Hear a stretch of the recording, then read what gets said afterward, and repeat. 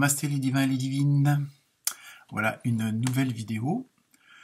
Pour cette semaine, ce ne sera pas un horoscope de la semaine, mais après l'horoscope du mois de décembre, qui apparemment vous a beaucoup plu, vu le nombre de vues, hein, notamment pour tout ce qui est les Verseaux, les Sagittaires, les Vierges et les Béliers, où on n'est pas loin des 100 vues à voir plus.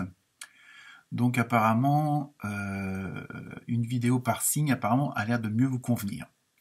Donc on va continuer sur cette lancée et je voulais surtout aussi vous remercier pour toutes ces vues, ces partages, pour les nouveaux abonnés, même s'il n'y en a pas encore beaucoup, mais bon, ça fait toujours plaisir d'en avoir quelques-uns de plus. Donc continuez à partager, à liker et puis à vous abonner.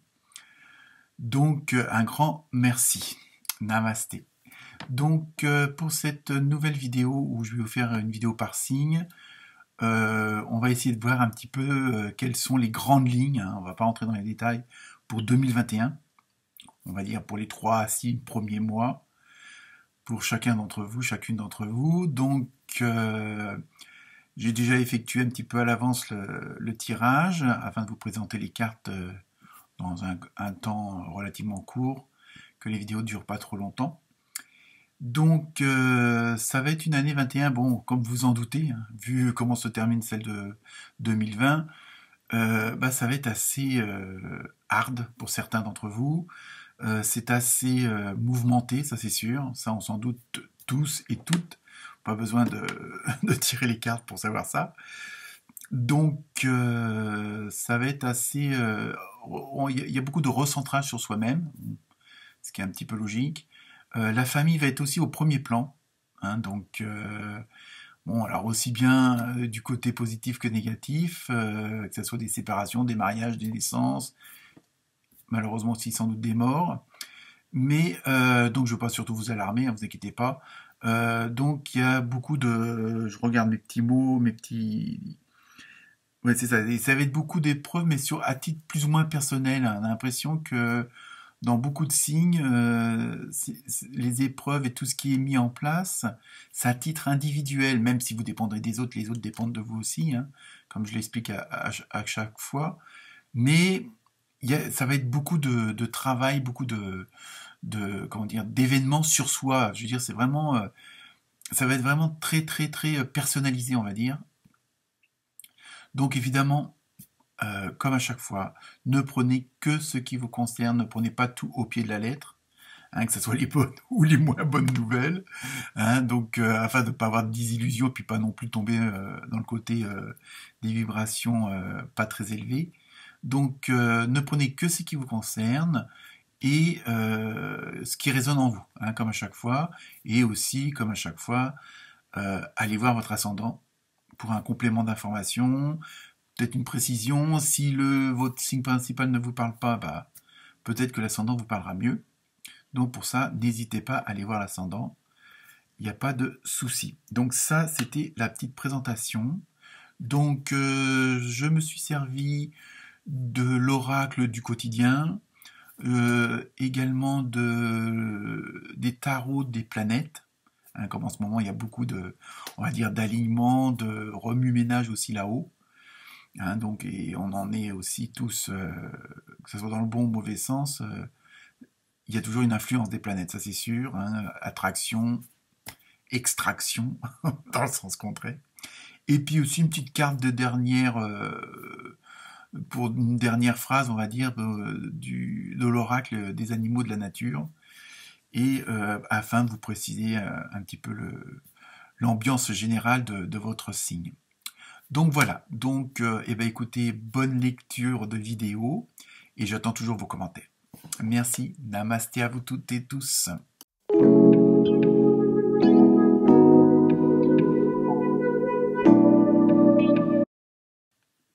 Namasté les taureaux, les taurettes. J'espère que vous allez bien. Donc pour vous, le tirage pour cette fameuse année 2020, qui promet d'être assez mouvementé et transitoire. Donc j'ai tiré la maison 4 pour vous et Jupiter négatif. Ensuite, nous avons eu pour l'oracle du quotidien, l'argent est un outil et voyage en vue.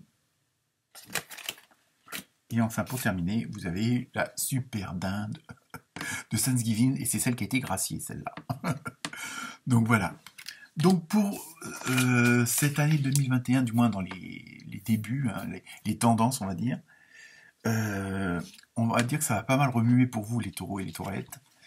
Et en même temps, on a l'impression que ça va être la famille qui va être au centre de tout ce remue-ménage, mais ça peut être dans le bon sens, hein.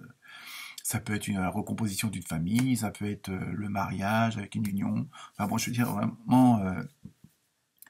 vraiment, il va y avoir, vous allez être au centre de tout ça.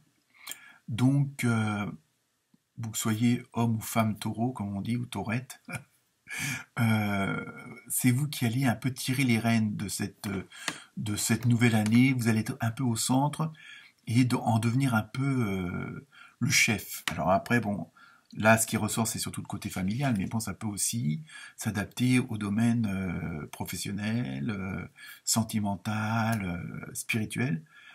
Et donc, vous allez avoir vraiment une place, on va dire, pour rester sexiste, patriarche, vraiment, ou matriarche, hein. Donc, ça va être vraiment, vous allez être vraiment le pilier solide de toute votre tribu, entre guillemets, hein, que vous soyez chef d'entreprise ou voilà, chef de famille, hein, avec chef avec un E, ou pas. Oh, on va refaire un peu le vocabulaire en ce moment. Et donc c'est vraiment, en plus, tout ce remue-ménage, toute cette activité, tout ce regain d'énergie autour de la famille sera aussi en même temps en rapport avec tout ce qui est financier, avec l'argent.